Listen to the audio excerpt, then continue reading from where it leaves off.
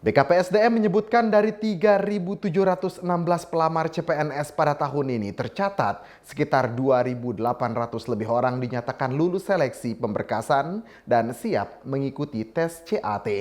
Tes CAT akan dilaksanakan mulai 16 Oktober di Kota Mataram.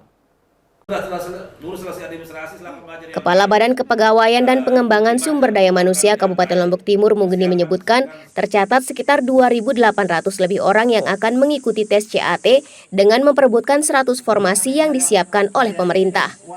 Sejak dibukanya pendaftaran pada tahun ini, jumlah pelamar mencapai 3.716 orang.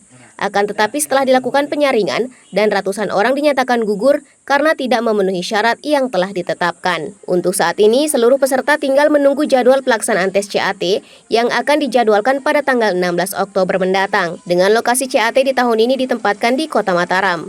Mengingat lokasi yang cukup jauh, pihaknya meminta kepada seluruh peserta untuk tiba di lokasi lebih awal dari jadwal yang ditetapkan. BKPSDM mengimbau baiknya 2 jam sebelum dimulainya CAT, peserta harus tiba di lokasi, agar nantinya bisa lebih tenang dan santai ketika akan memasuki ruangan. Ditegaskan Mugeni, pelaksanaan CAT di tahun ini tidak berbeda dengan pelaksanaan CAT di tahun sebelumnya. Selama proses tes, BKPSDM memastikan tidak akan ada unsur kecurangan.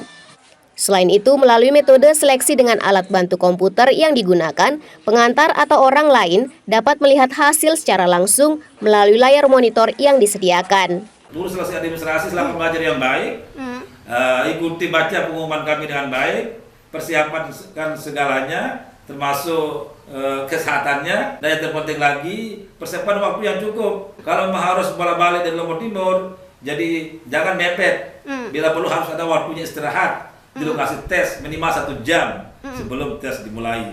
Ditambahkan Mugeni, sama dengan tahun sebelumnya, dari 2.000 lebih peserta yang ikut, setiap harinya akan ada sekitar 400 orang yang mengikuti tes. Mengingat waktu tes yang dibutuhkan cukup lama, peserta diminta untuk tetap fokus menjaga kesehatan selama pelaksanaan kegiatan.